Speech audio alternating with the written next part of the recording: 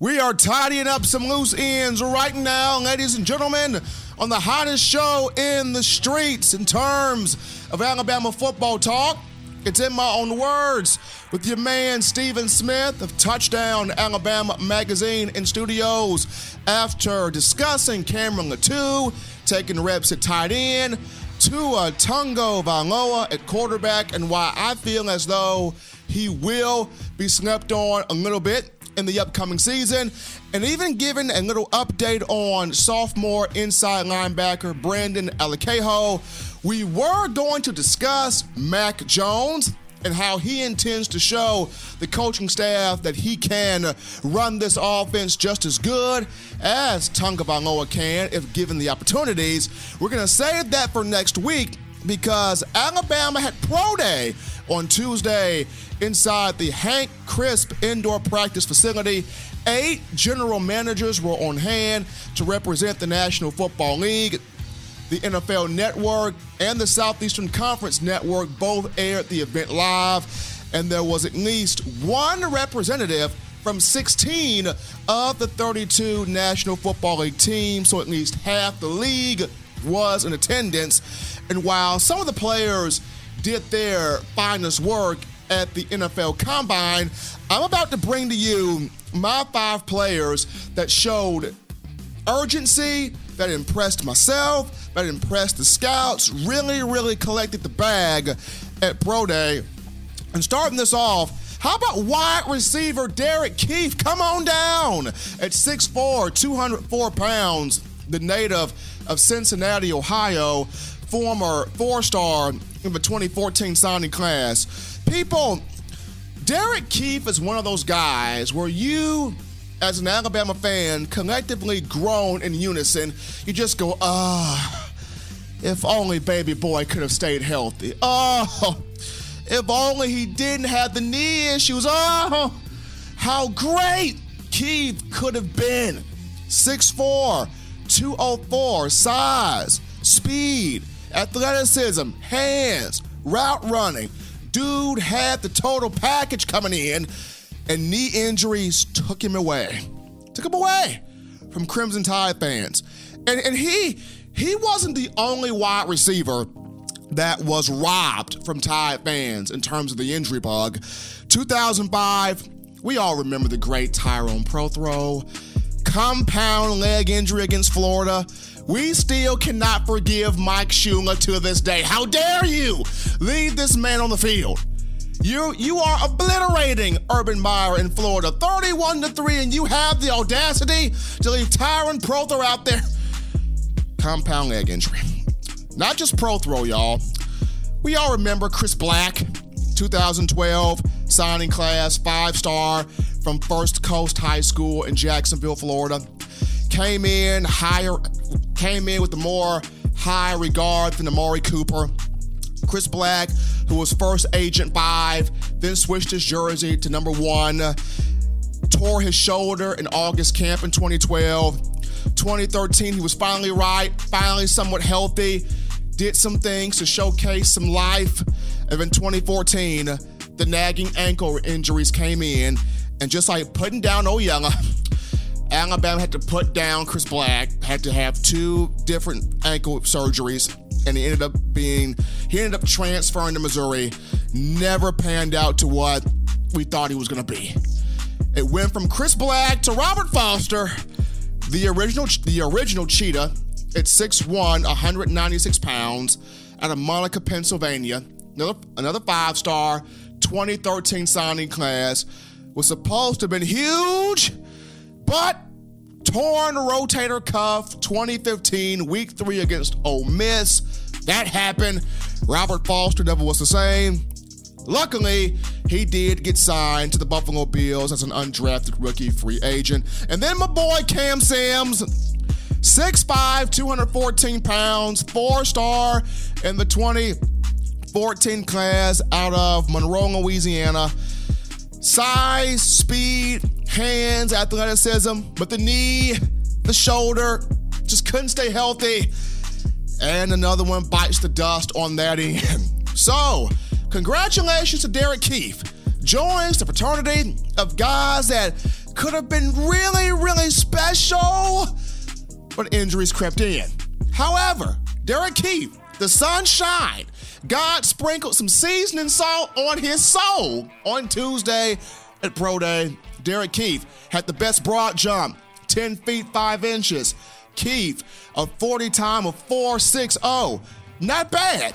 Pretty good speed for a guy at 6'4".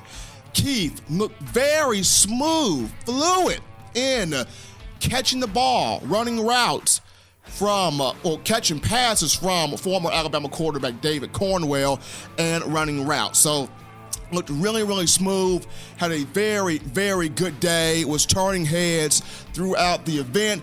And just like Robert Foster and Cam Sims, who injuries took them away from Bama fans during their times at Tuscaloosa, but both guys became undrafted rookie free agent signees, respectively.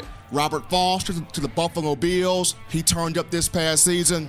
Cam Sims to the Washington Redskins, had a great preseason debut and then got hurt again, but the Redskins keeping him on the roster. Hopefully this year Sims can stay healthy, but number one guy, Derek Keith, big time job. Moving on down, my number two guy who showed up, showed out, had urgency at Pro Day. Defensive lineman Isaiah Buggs, 6'3", 306 pounds, the 4-star out of Ruston, Louisiana, came into that 2017 class from Mississippi Gulf Coast Community College. Buggs, a 40 time of 5:08 seconds. I hand-timed him myself. A lot of the scouts had him at 5:13. I had him at 5:08, which is still better than what he had in the combine at 5:15. So Buggs made some improvements there. In the on-field drills, a burst, a ferocity with his hands, a balance and bending in the on-field drills. As far as creating that pass rush is concerned, tremendous hand strike, the ability to flip his hips, turn his feet, bend around the edge, pick up the ball, turn around, shoot downfield, keeping that straight line speed, but having that ability to turn and bend. Buggs did a great job. Buggs looked really, really good, natural, affecting the quarterback, natural edge bending rusher. Did so well that caught the attention of former Alabama defensive line coach Carl Dunbar, who's now with the Pittsburgh Steelers. He was feeling what Buggs was putting down. So Isaiah Buggs, my number two guy that showed up and showed out on Pro Day. Number three, as we're sticking with the defense following Buggs, outside linebacker Christian Miller. After the hamstring kind of bothered him at the combine, bounced back on Pro Day. 6'3", 247 pounds, the native of Columbia, South Carolina, 5-star in the 2014 class. Christian Miller, 18 reps on the bench. That's solid for him. Had a 3-cone drill of 7.40 seconds. Not bad.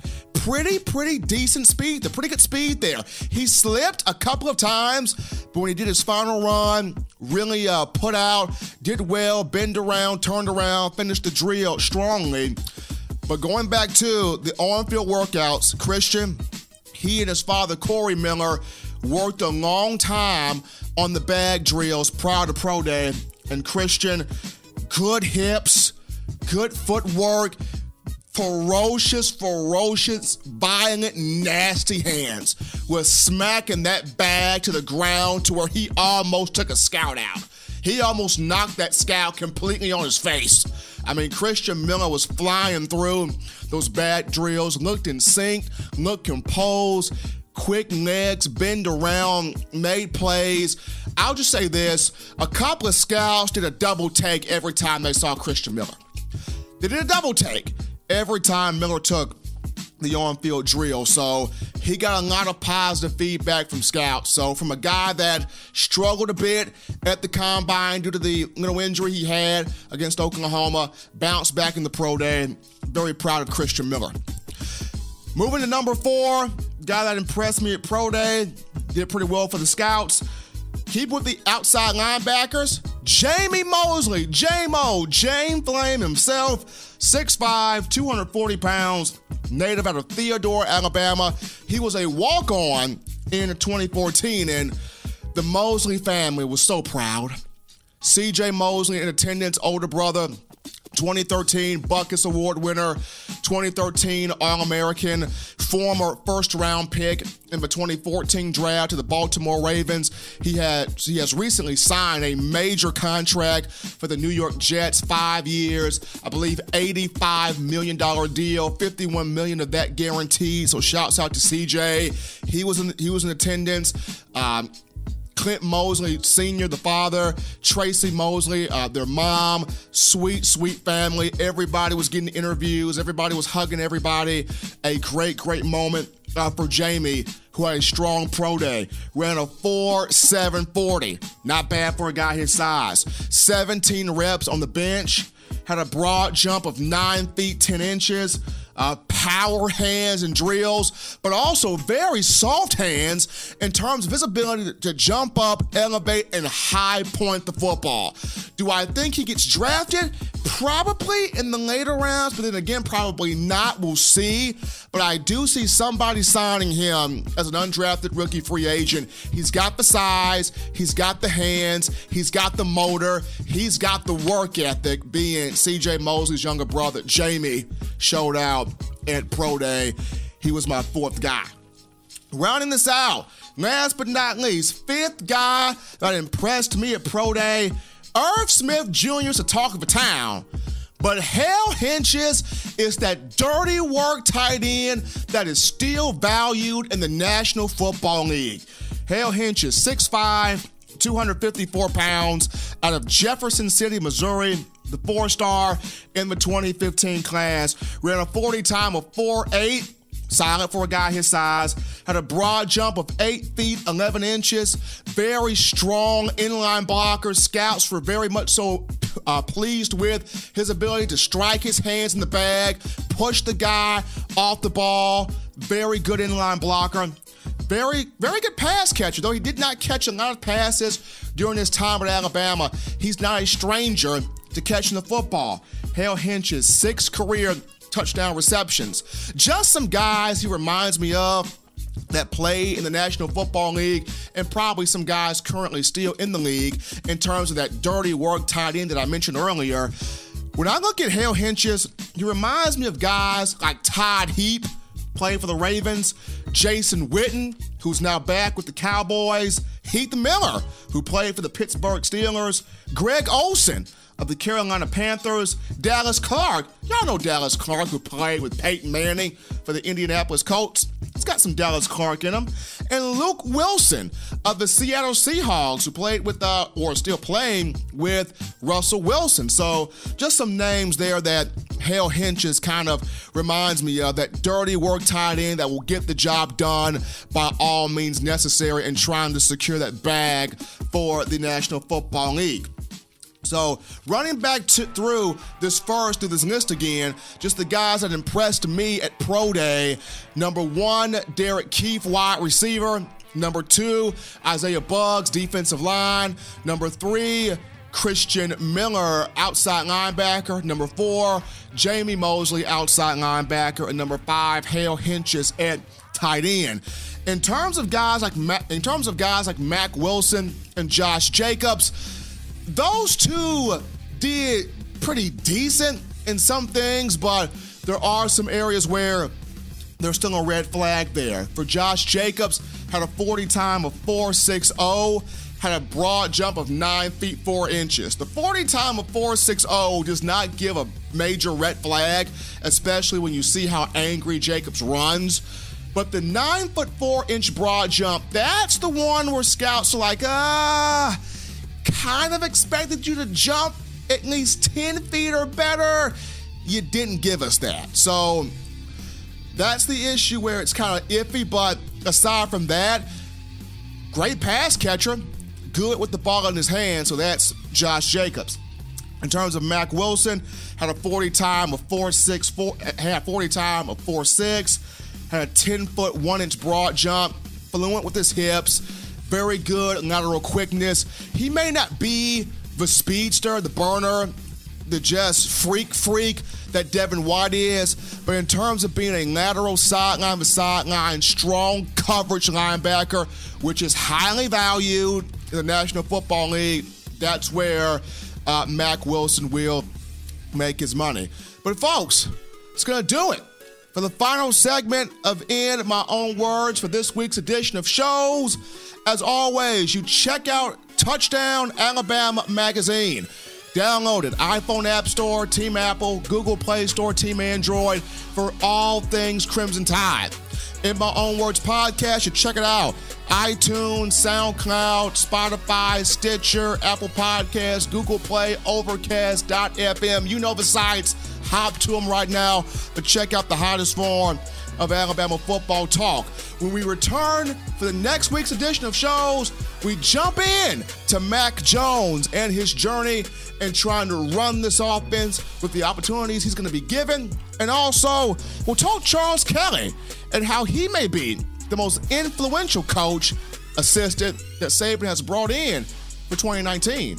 For all of us here at Touchdown Alabama magazine, I'm your man, Stephen M. Smith, signing off. Till next time, it's In My Own Words.